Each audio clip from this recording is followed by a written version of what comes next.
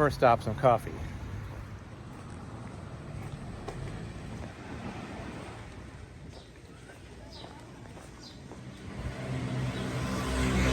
So I got my coffee, so I'm all set.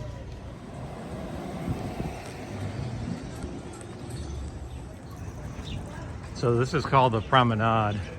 It goes from 12th Street all the way down to, well, down to where you see those homes. I believe I go over the top of that here in about an hour and a half.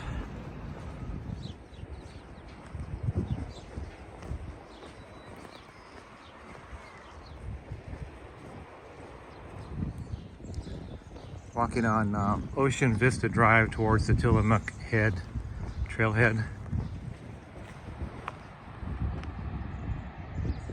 Looking back at the Seaside.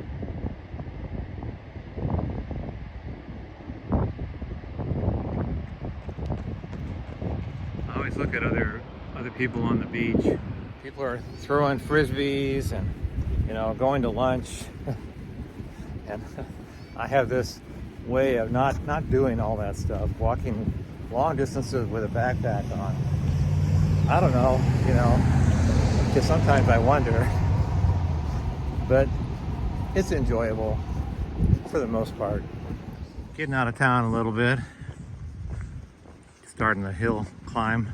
Nice foxglove. It's what we get digitalis from, digoxin. At the Tillamook Head trailhead. There it is, just like in the pictures. Well, I guess I'll get my poles out and start getting ready. I think it's like an 1,800 foot climb. Probably already climbed about 100 feet up to here. And, yeah, maximum of 2,000 foot. But it's 64 degrees and cloudy. It's so different than the Appalachian Trail where it was 94 degrees, but the same humidity, 90%. And so we're gonna go check this out.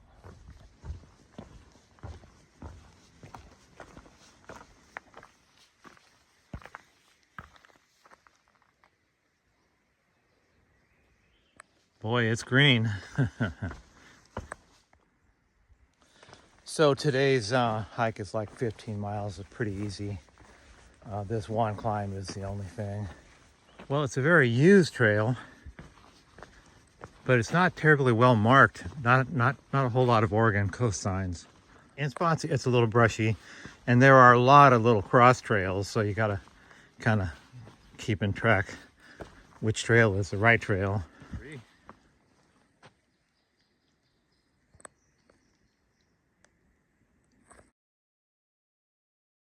It's this huge blowdown right in the middle of the trail that you got to walk over. And some signs would be good. You know, there are so many little cross trails and here that it's. I've met two other people who said they've also had to route find to figure it out. And a bunch of switchbacks here. Good thing, no stinging nettle, no poison oak, and no blackberry bushes. And Bonnie Henderson said in her book that she's only pulled one tick off her in 4 hikes here. So done with the switchbacks, and now it's just pretty much contour climbing.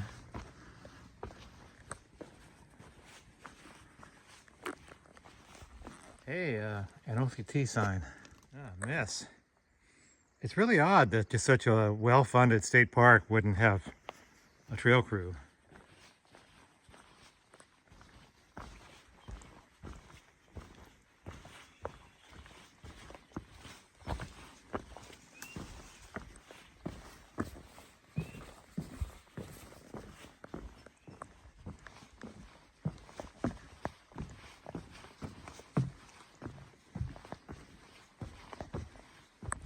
Lots of nice boardwalks. That's good. There's a view. Straight down. Somebody came out here with a chainsaw, but didn't just made one cut and left. All right, these are sticker bushes. It's going to be very sticky in about a month.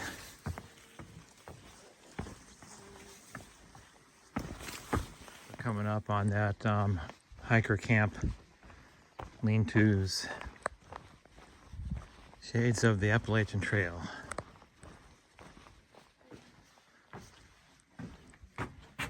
It's very dark.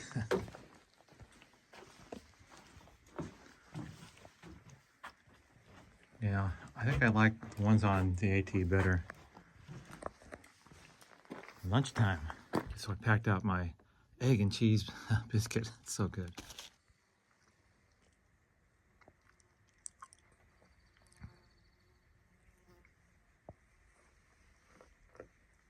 So of the climb, I would say the climb was easy. nothing to it. Rocks, there were no rocks really. Roots weren't a problem. If you want to see roots, go to the Appalachian Trail. Mud, yeah, it's not really mud. It's more like bog, and really didn't even just slow me up. Blowdowns, probably about 10 blowdowns, but all in all, very easy climb to this point. Okay, so start heading down to Cannon Beach. Try to find some clam chowder and some hot coffee in no particular order. So that's looking down into Indian Beach.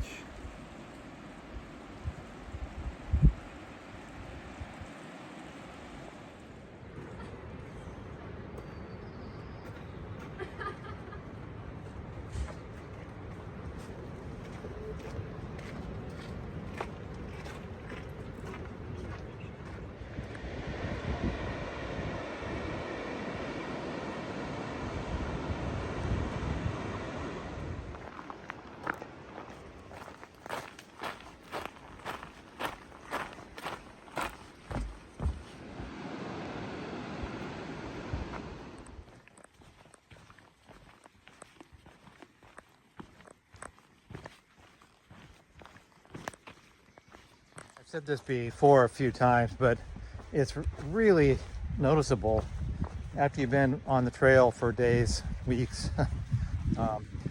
Your nose becomes very, very highly sensitive, so you can smell everything. And when people from town cross me, boy, I can really smell the soap from 20, 30 feet away. And when I'm in a town, normally when I'm not on a trail, I really can't even smell it.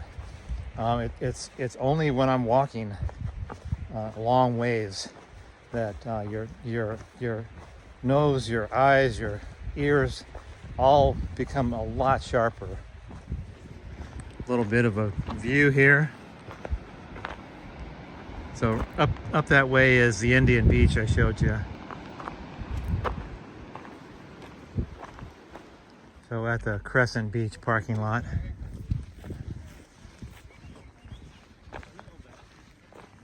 So there's a little bit of a road walk here into Cannon Beach.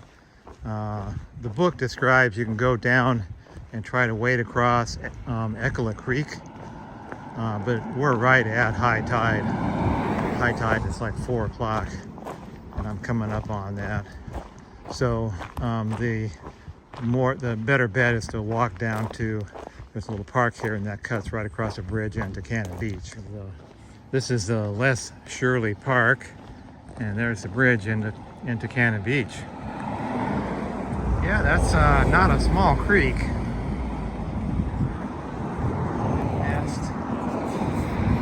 Yeah, I've been here several times when we used to live in Portland. And Cannon Beach is like a very touristy, big beach, kite flying, lots of restaurants and that kind of thing, glass blowing shops, you get the picture. Little viewpoint.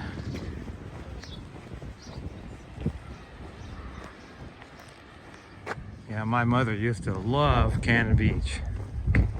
All the shopping. Tom's Fish and Chips and chowder. And looking at the reviews, every place in town is the best chowder you've ever had. So we'll try this out. Good. It was good. Cream was good. Not a lot of clams. But remember, clam chowder was $16 at Pier 39 down in San Francisco. Here it's $6.50 off the cute scale.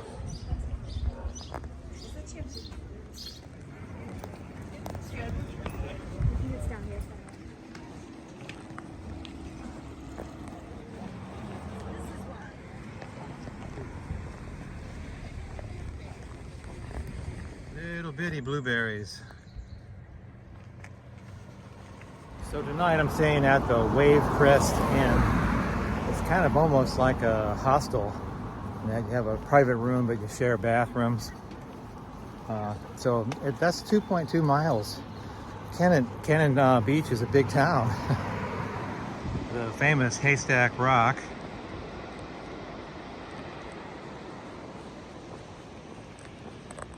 Looking out onto South Cannon Beach. Lots of people. Well, in the south part of Cannon Beach, you can see a lot different, just homes, and about a half a mile away from my Wave Crest Inn. So there's home for the night. Where's the front door? So here's my room. Cute, huh? Adorable. There's like 2 bathrooms, which are, it's an old house.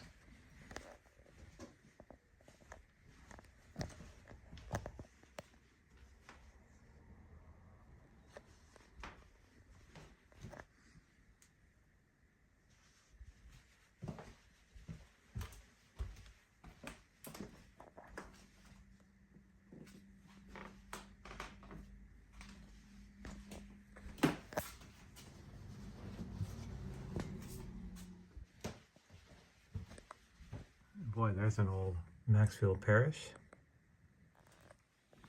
There's the view from my little window. Adorable. So that'll do me for the day. We'll see you in the morning.